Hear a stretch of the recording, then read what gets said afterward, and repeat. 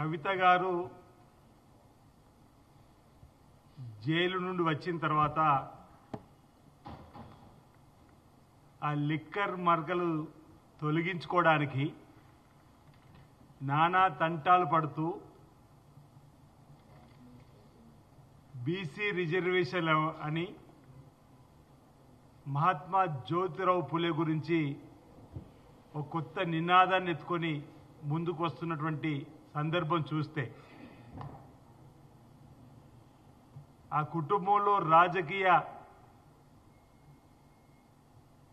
అవసరాల కోసం లేదా కుటుంబంలో తన రాజకీయ స్థానం కోసం పాటు పడుతున్నట్టుగానే కనిపిస్తుంది తప్ప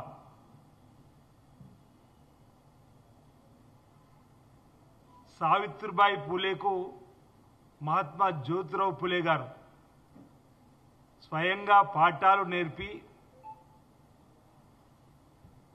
స్త్రీకి కూడా ఉన్నతమైన విద్య రావాలని చెప్పి ఆ కాలంలో ఆ మహనీయుడు చేసినటువంటి ఆ దంపతులు చేసినటువంటి మరి ఆదర్శమైనటువంటి విధానాలపైన కవిత గారు మాట్లాడమని చెప్పి అనిపిస్తూ ఉంది.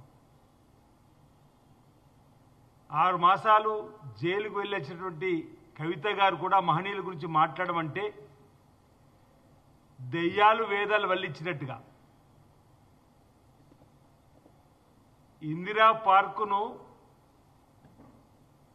మీ తండ్రి గారు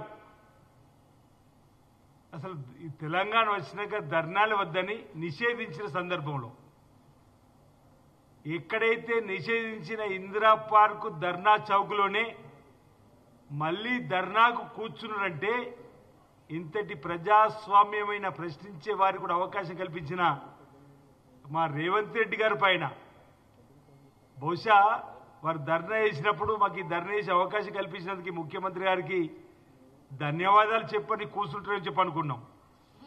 ఎవరైతే ఆ ధర్నా చౌక్ను ఎత్తివేసినటువంటి కేసీఆర్ గారు కుమార్తెగా అదే ఇందిరా చౌక్లో మీరు మాట్లాడడానికి అవకాశం కల్పించినటువంటి మా గౌరవ ముఖ్యమంత్రి రేవంత్ రెడ్డి గారి విశాల దృక్పథాన్ని ఒక్కసారి గుర్తు తెచ్చుకో కవిత గారని చెప్పి ఈ సందర్భంగా చెప్పే ప్రయత్నం చేస్తూ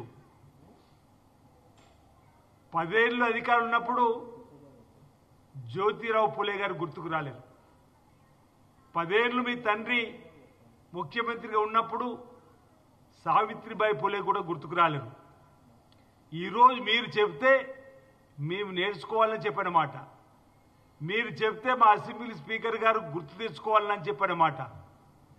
అసలు బలహీన వర్గాలకు మీకు ఏ సంబంధం అని అడుగుతున్నా. మా బీసీల పైన ఈ కపట ప్రేమ, ఈ మొసలి కన్నీ ఇప్పుడు ఎందుకు అని అడుగుతున్నా. అధికారులు ఉన్నప్పుడు మా బీసీలు గుర్తుకు రారు. మీకు అధికారులు ఉన్నప్పుడు మా బీసీలకు అపాయింట్మెంట్లు ఇవ్వరు. ప్రజాభవన్ను వెనుకటి గడిలేక మార్చుకొని ఇనుప ముండ్ల కంచెల మధ్య పరిపాలన చేసినటువంటి మీకు మాకు తేడా.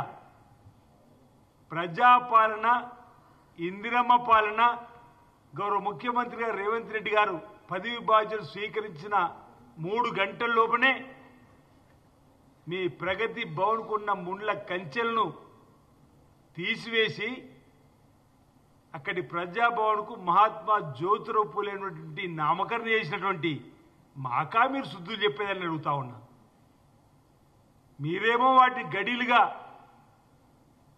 కేవలం మీ కుటుంబం రాజ విలాస భోగాలకు మీరు ఆనాడు పరిమితం చేసుకుంటే ఎవరిని కనీసం రాకుండా ముళ్ళ కంచెలు వేసిన సంస్కృతి మీదైతే మీరు అక్కడ ఆ మహనీయుడి పేరును పెట్టి తెలంగాణ వ్యాప్తంగా ఉన్నటువంటి ప్రజలందరికీ కూడా ఆ ప్రజాభవన్లోకి ప్రవేశం కల్పించే విధంగా ప్రతినిత్యం ప్రజా సమస్యలకు వేదికగా చేసినటువంటి మాకా ఈరోజు మీరు ఈ అంశాన్ని చెప్పే ప్రయత్నం చేస్తున్నటువంటి దొర నియంతృత్వానికి అహంకారం సాక్ష్యంగా నిలిచినటువంటి ప్రగతి భవన్కు జ్యోతిరావు పూలే ప్రజాభవన్గా పేరు మార్చి మేము ఆనాటి మీ కుటుంబం పాపాలు కూడా కడిగేసినటువంటి సందర్భాన్ని చెప్పేటువంటి ప్రయత్నం ఈ సందర్భంగా చెబుతూ, నిజంగా మీకు బీసీల మీద ప్రేమ అంతగా ఉంటే జాగృతి సంస్థ అధ్యక్షురాలుగా నువ్వు ఉండే మీద ఒక బీసీని పెట్టి రాదుండి.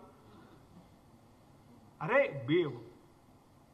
బీఆర్ఎస్ పార్టీ అధ్యక్షులుగా మీరే ప్రతిపక్ష నాయకులుగా మీరే, వర్కింగ్ కమిటీ ప్రెసిడెంట్గా మీరే, మీ కుటుంబమే. మీకు నిజంగా మా బీసీలపై అంత ప్రేమ ఉంటే, ఎస్సీ ఎస్టీలపైన మీకు అంత అపారమైనటువంటి నమ్మకము గౌరవం ఇప్పుడు ఎరుగుంటే ముందు ఆ పదవుల్ని బీసీలకు ఎస్సీలకు ఇవ్వని చెప్పని సందర్భంగా మీ తండ్రి గారిని, మీ అయ్యానికి అడుగుంటే సంస్కృతి బాగుండదేమో కానీ మీ తండ్రి గారికి ముందుగా మీ సూక్తులు చెప్పాడని అడుగుతా ఉన్నా. ఈరోజు సామాజిక సమతుల్యత ఈరోజు మా పార్టీలో కనిపిస్తుంది. మా జాతీయ అధ్యక్షుడిగా మల్లికార్జున్ ఖర్గే ఒక దళితుడిగా ఉన్నటువంటి పెద్ద ఆయనకి ఇచ్చినటువంటి సందర్భం. ఇక్కడ ప్రదేశ్ కాంగ్రెస్ కమిటీ అధ్యక్షునిగా మహేష్ కుమార్ గౌడ్ గారికి ఈరోజు ఓ బీసీకి పట్టం కట్టి ఈరోజు మీ ముందుకు పోతున్న సందర్భాన్ని ఒకసారి గుర్తు చేసే విధంగా మీ పదవులను మీరు అంటిపెట్టుకొని ఈరోజు మా పైన విమర్శలు చేయడం మానుకో కవిత గారని చెప్పని సందర్భంగా మేము కాంగ్రెస్ పార్టీ పక్షాన్ని చెప్పేటువంటి కార్యక్రమం చేస్తూ Subscribe us and press the bell icon for more interesting updates.